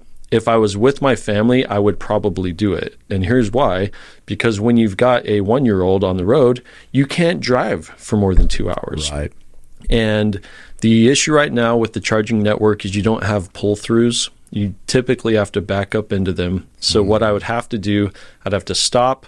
I'd have to throw down the trailer chocks, unhook, back up, charge it, and go. Now, one of the cool things about the Cybertruck is with the airbags, you don't have to sit there and crank the trailer on it. You can just set it up.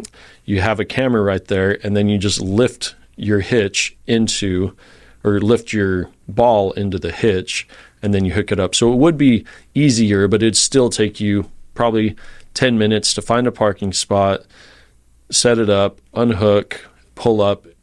That's not a lot when you're talking about you've got 2 kids that need to go to the bathroom, you're hungry, you got to get a snack, taking a little break anyways.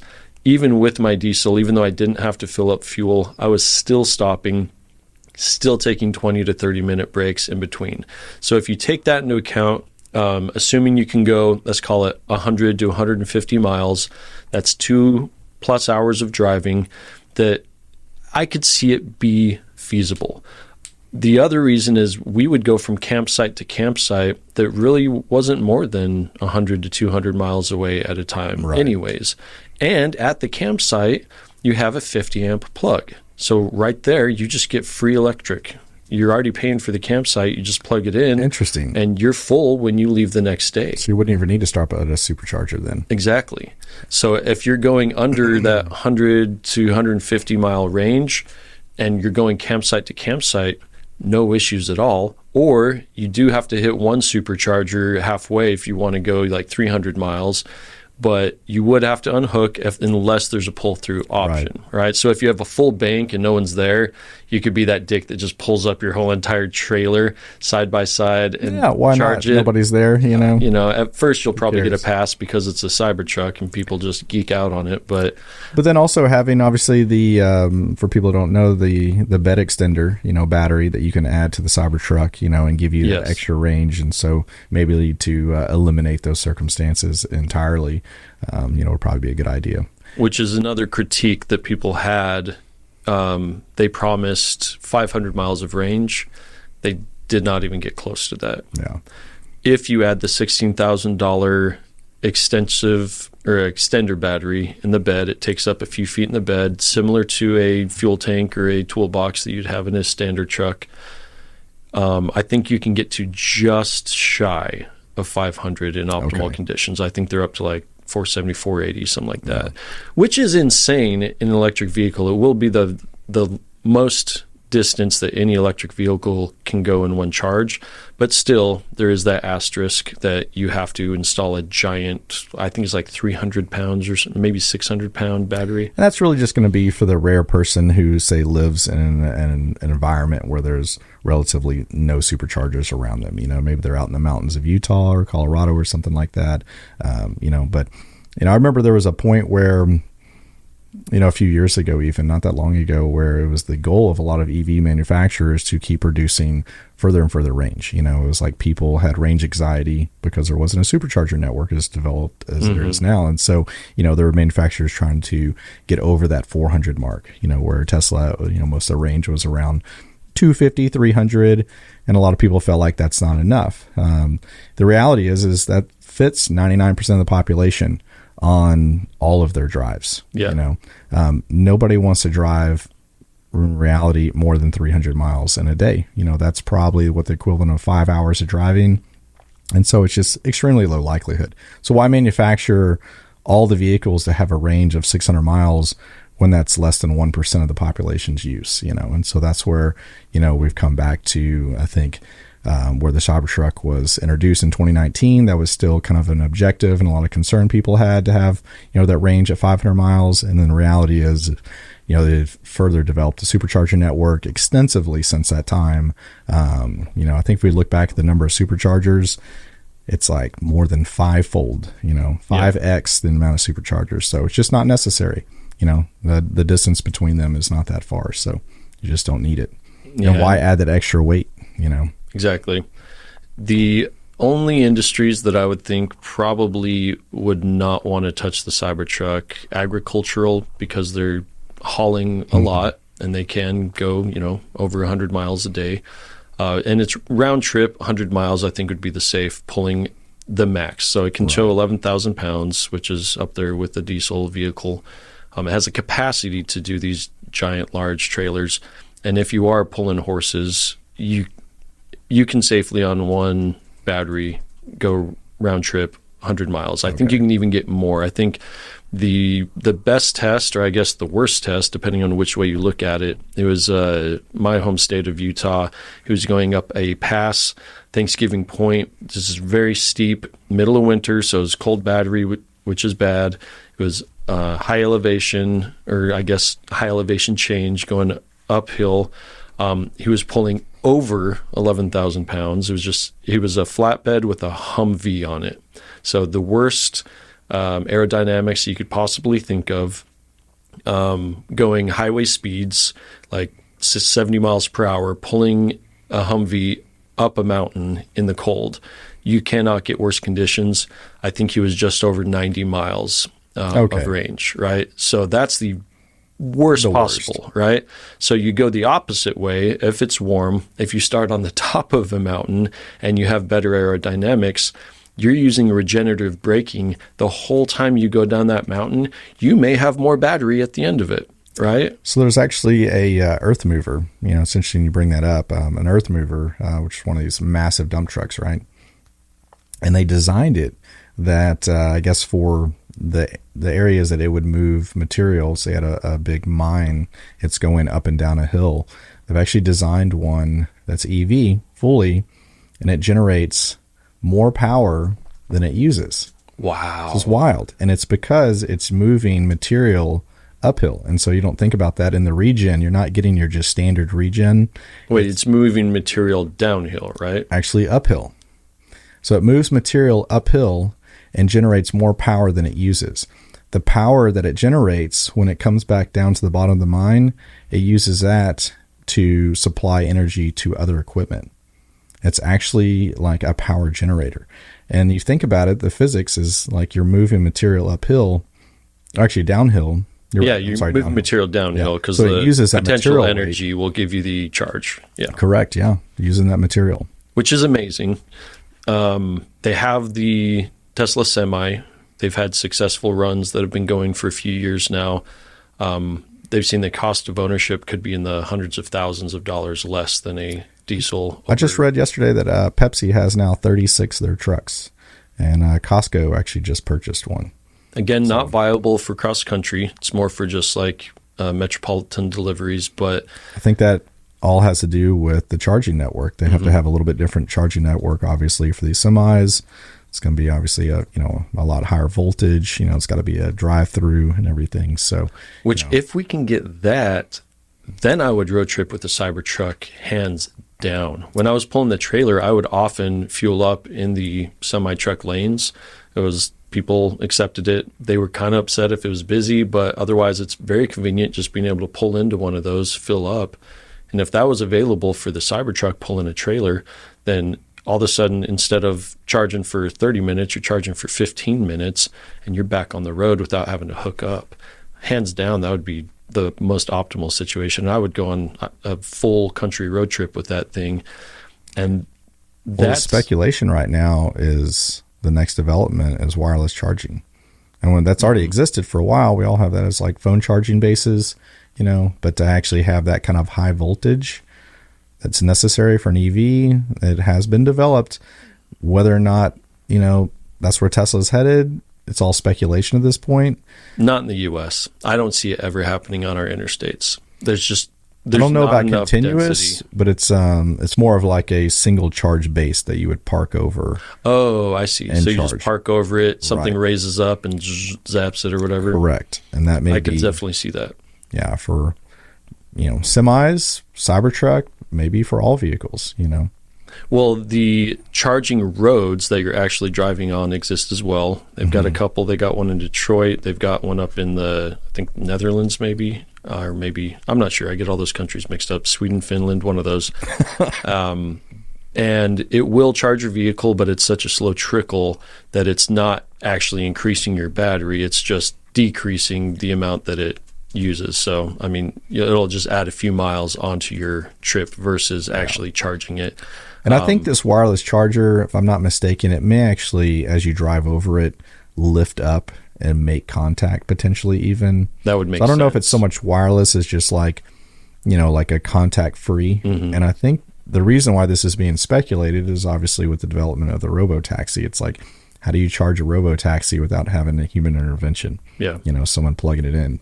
You have people, like hanging out at, I even thought of, it's like, what if you had, kind of like a driver reward, situation where if you're at a supercharger and a robo-taxi pulls in, you get credits maybe for like plugging in a robo-taxi, and it like gives you some charge back or whatever, for your own vehicle. But I could just see parking spots being that really wouldn't cost too much. Instead of throwing in a supercharger, you have it all underground. There's just a plate on the ground, and the wireless does work. We've seen that it does. So even if it's just parked over there, slow trickle while it's waiting for someone else, with how small these things are going to be, they're going to be built for just efficiency. I don't see them needing to charge that much. And so if you did have a wireless option with that robotaxi, I would imagine they would just place a few spots across the city. Right. And then when it's not in use, it just locates itself to one of those plates. There's no moving parts. I really think that would be because dirt's another thing. If you make actual contact, whether it's dirt, water, salt, whatever, you can't deal with that unless you're cleaning it off. It might have a self-cleaning option like the cameras are getting. Like the Cybertruck has the self-cleaning front camera. Due to the full self-driving, it has to have that. Oh, it does have a sprayer, right? Yeah. Okay. Yep. And should do it automatically too. I haven't manually done it yet. So what do we got pulled up here, Rachel? Oh, what is wireless EV charging? So, yeah, it looks like it's just got a little pad on the ground that you can roll over and it'd be wirelessly charging. It doesn't even touch, no contact at all, which is, like you said, it's our phones. Technology's there. It's just how fast can it actually charge? This is pretty interesting. There is, speculation that they may introduce that along with the robotaxi, what their intentions are, which, some of the this recent layoff of the entire supercharging, arm of the company, may have to do with that. I'm not sure. It seems like they would be necessary for, further developing that. So, but that's part of the speculation. So America's first wire-free charging road. It says the first stretch of inductive charging road in North America just debuted in Detroit. The new technology marks a clear push in the United States for new and varied forms of charging. As things stand now, the wireless charging section of the road spans a quarter mile on 14th Street near Michigan Central and the city's mobility district. Interesting. It was really kind of a testing ground. I think the ones I've seen in, I think Germany had it. They have an above ground for semis. So it's kind of like those old school tram where they have the contact wires up above and they have those arms that fold up there. You have electric semis that are just running on their own lane, which I'm curious how that works. But as far as charging infrastructure, pull that back up. The trends in charging infrastructure from 2015 to 2021, so we're a couple slow publicly available versus fast publicly available. We're going like under 100, let's call it 30, all the way up to over 550 options there. So we are seeing a change in the way that Tesla's doing their charging. You mentioned these layoffs. They laid off not only the director, but the entire 500-person department. I've had a lot of people, even Tesla fans, that are questioning that move. I did look up a Monroe video where he 100% defends Elon in that move. He says it's actually an intelligent move and it's a fiduciary duty of his to make that move. And his reasoning is we already have the tech. Now it's just a maintenance and expanding our current location. So why spend the money on the marketing and the R&D and everything that's already done? If you're an engineer and you get a job, once the project's done, you go get a new job. Yeah, you change out. Yeah. What do you think? Do you think that's a good move? Of the one thing that makes Tesla, I think, stand out, or one of the things that makes Tesla stand out, is their supercharging network. To lay off the entire division, can you justify that as a CEO? I think at the end of the day, that was a concern that's now in the past. I think now they've kind of proven themselves with the amount of superchargers out there that, that's not a concern with the consumer. Right now, I think the main consumer concern is price points, especially in an economy with this high inflation, the slowdown in EV sales across the board. Tesla gets attacked the highest or the most, but, they actually, every manufacturer right now is experiencing a tremendous decline in auto sales, whether it be combustion engines or EVs. So, for them, I think lightening the financial burden as much as possible so they can continue to reduce the price point, is their highest level of concern right now. And the charging network's there. So what they said is they already have, I guess, like the charging stations that they want, and they just want to expand based upon the demand at each one of them. So, expand the number of stalls and such, But that obviously leads into the speculation of maybe this is heading in a different direction. Robotaxis will change the way vehicles are charged, and with wireless charging, maybe they're changing up the game. I think it's appropriate to question and speculate. For me to criticize, I don't think any of us will have a shred of the knowledge that they have internally in Tesla, and especially Elon's perspective on why they would make that decision. So, I would bank that it's probably the right decision. And I think he's willing to, make these tough calls that a lot of manufacturers kind of just stay on autopilot with these situations. Critics of Elon Musk will say that it was a knee-jerk emotional reaction because he wanted to prove that he was still boss. Do you give any credence to that?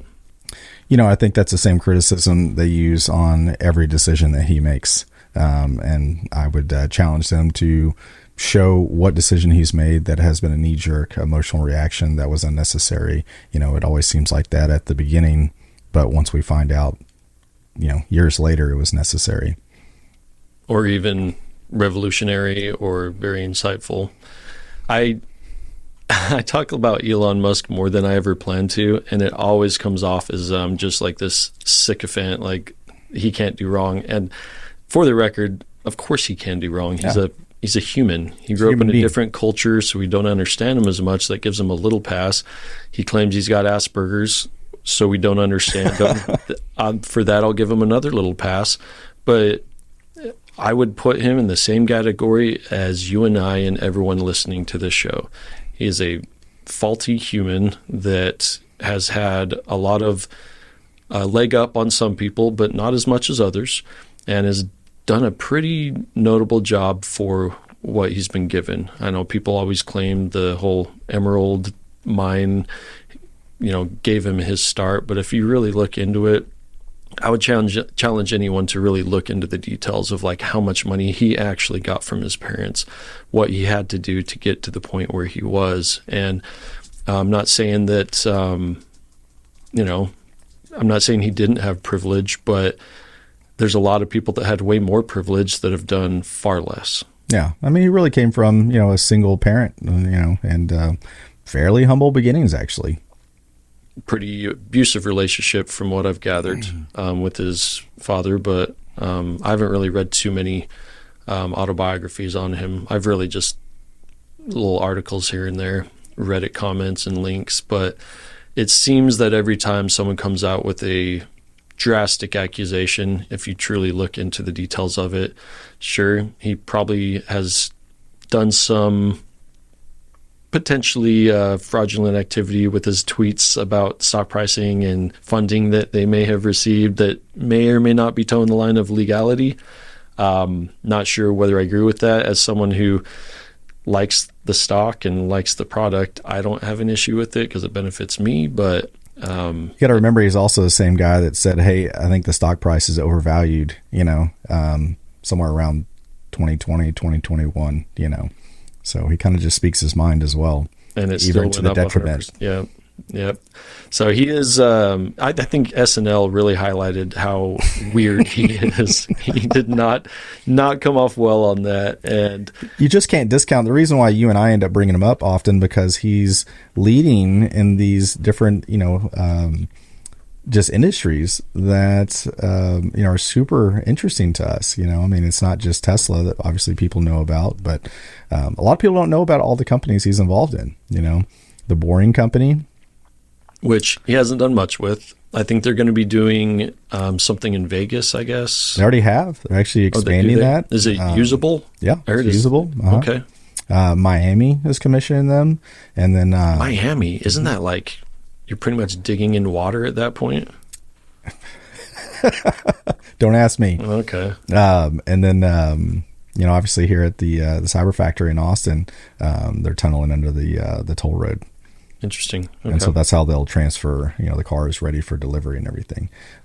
So they have several projects going on. That's a small, company. The big ones are SpaceX, Starlink, Neuralink, Twitter, now X. Quick education AI. for people who don't know what Neuralink is. It's a implant into your brain. You'll use wireless charging through your skin to charge a device that will allow people with various different diseases that don't have motor functions to interact with a computer interface. Pretty much. Would you add anything to that? Both extremities. So utilizing, like a missing limb or an extremity that didn't work, say like a paralyzed person. They're also working on eyesight for blindness. Wow. Mm-hmm. So, this isn't actually new technology. They've been developing this for over 10 years. It's a 10-year FDA approval. They just received that.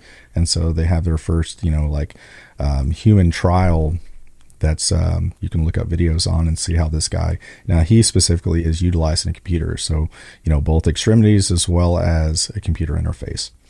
And to give credit where credit is due, Neuralink has not created this technology. It's been around for quite some time. Other companies have had just as much success with bandwidth. But the difference, I believe, is this one's completely wireless and an implant, which I don't think I might be wrong on this, but I think Neuralink was the first one to successfully do that. Yeah, that's my understanding. So that has a huge potential, and we won't go into that today. The other one that we have a little bit more experience in is SpaceX. SpaceX. Why do you think SpaceX is as important as it is? Well, federally, we spend a lot of money on NASA. And, people don't understand why, but, we've been maintaining this International Space Station for the better part of like 35 years. It's international. So makes me feel old when you say that. Because we remember when they put it up, right? Like the Hubble. So yeah, we spend a lot of, our federal budget. And unfortunately, NASA being a federal program doesn't run the most efficient. We can all look at like Social Security and the Postal Service and how inefficient they are. And, there's a lot of, very intelligent, genius people that are involved in NASA, but it's just not, it's run like, corporate entity or a government entity as opposed to a corporate, style. So SpaceX comes in so much quicker, so much more efficient. We've, really been doing the bare minimal with space exploration and testing. Why is that important? Well, we're now seeing with Starlink, why that's important. For the common person, you and I, we have access to the internet. No big deal for us. We live in civilization. We have, fiber optic, gigabit connection, but we forget about so much of the world that's getting left behind in the next, generation of technology when they don't have access to internet. You, I, and most people nowadays, our jobs wouldn't exist, or would be extremely difficult if we didn't have access to internet. And so, it's for all the third world countries, all the people who live, disconnected from the internet, that they can get, access to modern technology and education. Yeah, So, if you have a small village in Africa that's never had internet access, how much technology as far as clean water, being able to dig a well or maintain a well, being able to learn basic information about what else is out there outside of your village. Now, one of those people may not be able to afford a Starlink satellite, but the whole village or a school would be able to. And all of a sudden, you have access to what you and I have access to. You can look up, hey, what does this XYZ do? How do I cure XYZ disease? And we are talking about leveling a playing field on no level that we've ever seen before globally. It's the greatest level of humanitarian aid that I think can be provided to third world countries. So, in a summary, we can go into that, for as long as you want, but that's why SpaceX immediately is important. Elon would say it's important because humanity is not going to last forever. We know the world's been wiped out at least 6 times by an asteroid. That's all it takes is one, good size hit, like in the Yucatan Peninsula. That's what created the KT line. For most people that know, the entire world burnt at that point, wiped out the dinosaurs, or that level of. So the world has been erased pretty much down to microorganisms, tylotrites, I think they call them, 6 times. And so inevitably that's going to happen. We don't know when that's going to happen. We're tracking asteroids, but we're actually a lot more vulnerable than people realize that happening. So if we don't get off this planet, at some point humanity is going to cease to exist. Is that important to everyone? Maybe not.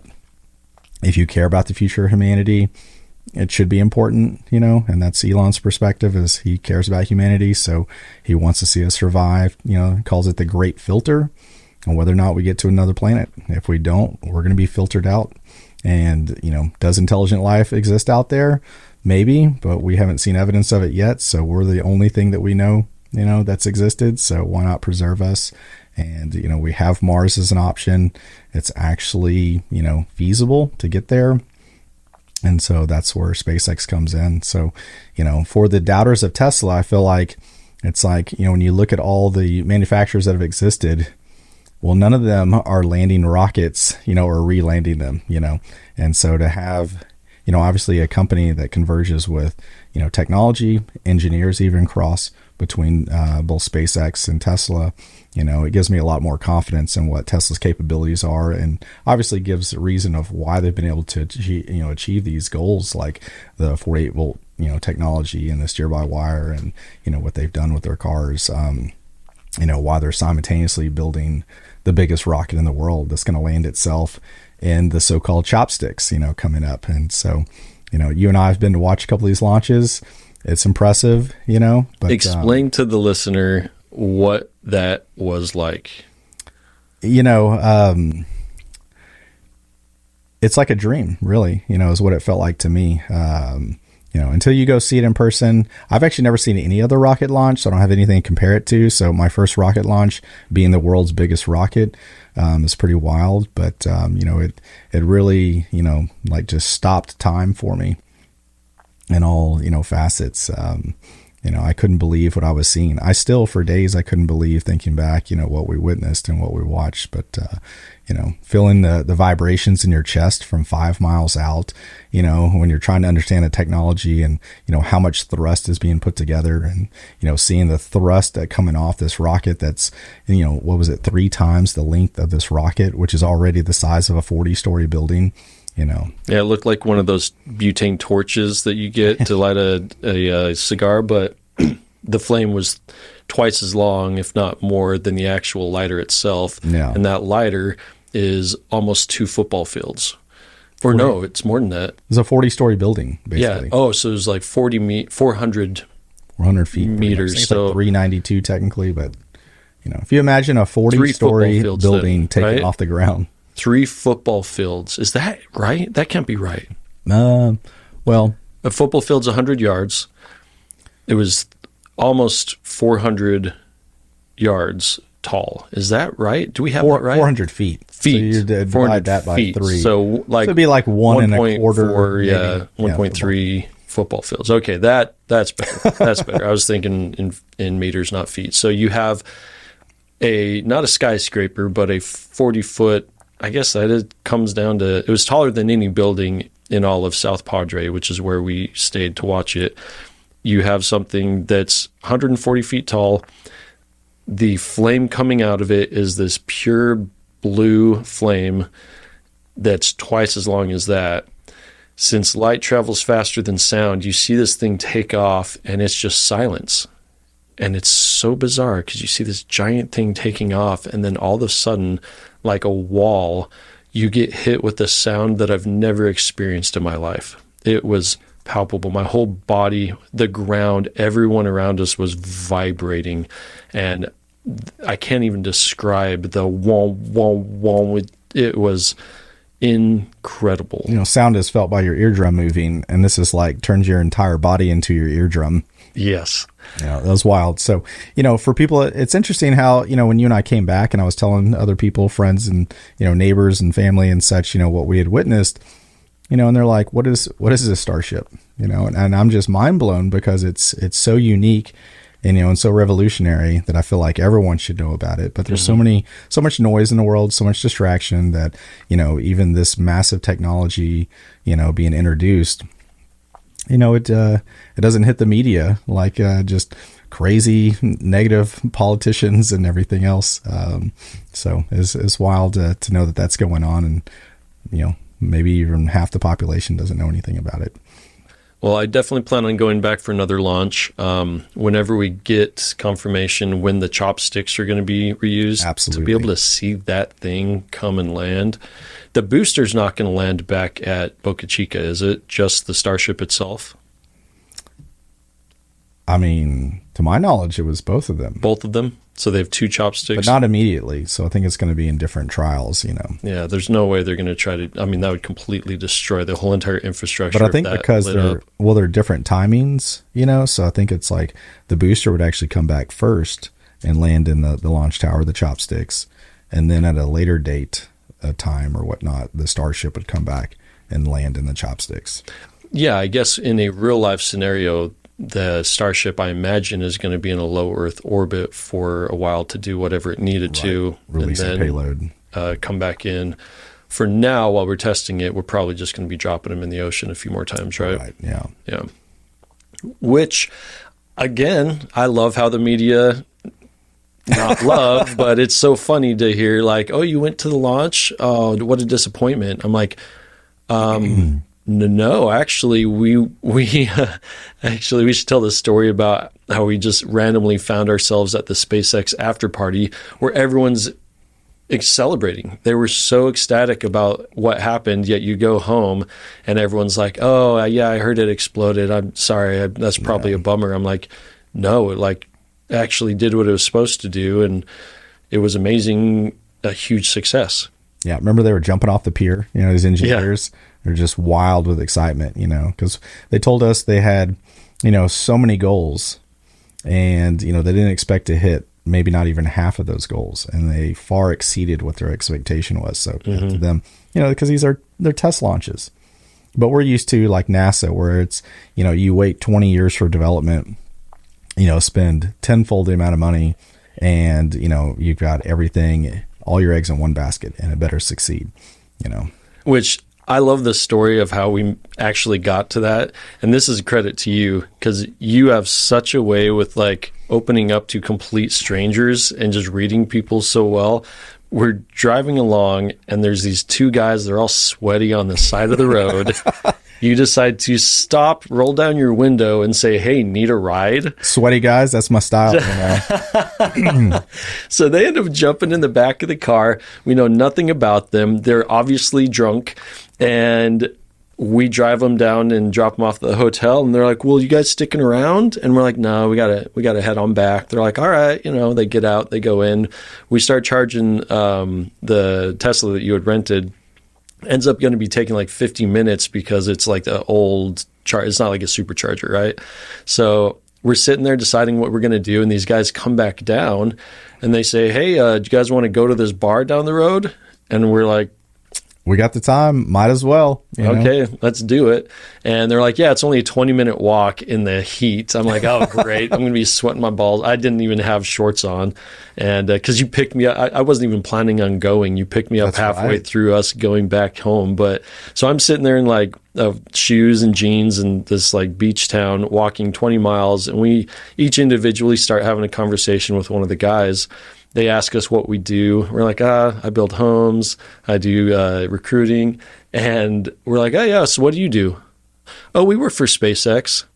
Turns out the reason they were all sweaty and drunk is because they had packed up beers into a backpack. I hope they don't mind I'm telling them this. I won't say names, but they packed up beers in the backpack to go out to watch the thing and were drunk by the time the launch was because they're celebrating. This is an exciting moment for them. And so they're coming back after this successful launch, having this great time, meet two random dudes that give them a ride, ended up inviting them to what turned out to be this giant after party at this bar, and they're handing out like buckets of iced beer. And I'm like, did we just stumble upon like an alternate dimension? How did this happen? That was a great time. Yeah, super impressive. And to be able to ask all our curious questions, to all these engineers liquored up. People who actually knew what was going on. They would tell us pretty much anything. That was great. I know. I really need to reach out to them and get them on the show. I would love, but that they have mentioned that it like they have to figure out what they can and can't say. Because the cool part about the ones that we specifically met, they worked at the cutting edge. They were the guys that tried to break things. They were the structural engineers that were really testing out all the components. How light can we get it while still structurally sound? Did they actually test it with pneumatics and pressure? How pointy did we make the nose? Exactly. We need it pointier. And so it was very cool hearing some of their comments. They're there, so I won't say them on here to make sure I don't misquote them. But I mean, I think one thing that's worth pointing out that I can say is I point blank asked these people who work directly under Elon Musk, like what their opinion is. And the honest truth is they said, hey, he's a CEO. He goes on, these tirades and expects way too much. But that's kind of every major CEO, especially in this type of industry. But what struck me was the time that Elon took face-to-face to figure out problems with them. And the story he told was he had an issue that they'd been working on his whole project team for quite some time. I want to say like a month or something. Maybe I might have this wrong, but he sent a message to Elon. Elon actually showed up in person. He starts describing the issue, and Elon, doing calculations in his head while he's listening, almost immediately says, well, why didn't you try this? And the guy immediately knew, oh, shit, well, there's the answer.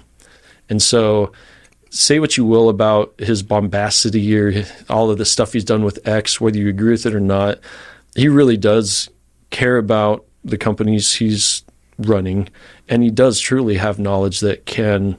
it's not just some rich, spoiled person that has no idea what's going on. Yeah, he has thousands of amazing engineers that truly are the heart and soul of all these companies.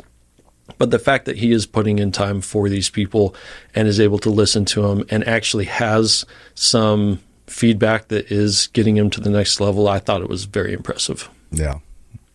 That was a good story, because it definitely gave us a little bit of insight, because you never know what to believe. You never know what to believe. And it's the only answer that really made sense because, yeah, he's not perfect. He is, expects too much sometimes and is a crazy workaholic. All of that's true. But, I mean, what else do you want? I mean, he is running three of the biggest and most important companies in the world, more than three. I wouldn't say Boring Company is one of the more important ones, right. But I would throw SpaceX, Tesla, and... probably Ford with Neuralink potentially if they ever get to that point, but SpaceX for sure is one of the most important Tesla, right now. SpaceX, Starlink, X. Isn't Starlink under SpaceX or is that a separate entity? I believe they're separate, actually. But X is definitely, arguably, I'd say definitely one of the more important companies out there as far as how information gets distributed. and we briefly talked about it with Allison because she was in the news. But the fact that they have an open source fact checking, the first of its kind for a social media like that is, I mean, if that's not proof that Musk is putting his money where his mouth is, like, that says it all to me. Again, you may not agree with his personal takes. You may not like that, according to my buddy Matt, he's a Republican cuck, which I would argue against. But at least I think he's consistent in that round. Kind of going back to, laying off the supercharger. It's like we all remember as well when he first took over X, Twitter at the time, laid off 75% of the staff. There was just an abundance of articles talking about how is it going to, prevail? How is it going to actually be able to, weather this storm? And they've made just dozens of improvements, with a minimal amount of staff. And so it just shows that he has the leadership, it takes to make those decisions and to, you can actually be more efficient, more effective in a company with a smaller amount of staff that actually, believe in the goal and are there to, make the work, to do it. Well, I wanted to get more into, talk about your racing past and history to kind of tie into why we're doing the Cybertruck discussion with you. But we're at a little over 2 hours already. Wow. Goes by quick when you're talking about interesting subjects. I know. We could continue to talk forever, but for the sake of people's time, I want to get you back on and talk more specific. We could do a whole episode just about that. Okay. And I would love to. Plus, I want to go and do another launch as well and kind of get some more facts specifically about, Starlink, Starship, and all of that. But I can't thank you enough for taking the time to come on down to San Antonio, talk about what I feel is the coolest vehicle on the road. I'm biased, though. You know it. I know it now getting in it. I think anyone that hops in there, anyone that rents it is going to feel it, immediately and understand the difference, Now I've got to drive my tractor back home today. And, yeah, it makes any other car feel like you're in the past. Well, I'm just glad I'm able to let other people experience it. It's probably not going to be cheap to rent, but at least those who care about like the technology, want to experience it, they're not going to be able to buy this truck for years unless they have an early reservation. So at least some people can have a chance to try it out. So if you are in the San Antonio area anytime, go to the website. We'll have a link to Turo to see if some people can be able to experience this and kind of take away some of the questionable critiques that have been happening that I feel are way off base. But as far as you getting home on your tractor, be safe. And then let me know the day. I'll come deliver the Cybertruck to you. You can drive it around good old Texas State for a while. Can't wait. All right. Love you, brother. I am Woodstock.